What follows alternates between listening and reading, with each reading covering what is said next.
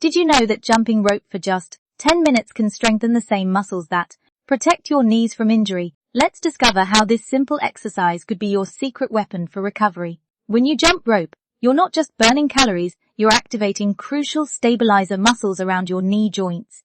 This repetitive movement patterns help build strength and improve balance, making your knees more resilient. Research has revealed that combining this exercise with omega-3 supplements can be a game changer for injury recovery. These supplements work to reduce inflammation while the jumping motion enhances blood flow to damaged tissues.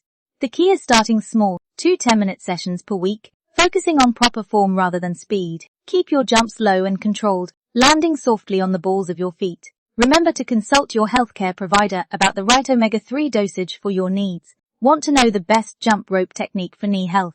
Drop a comment below.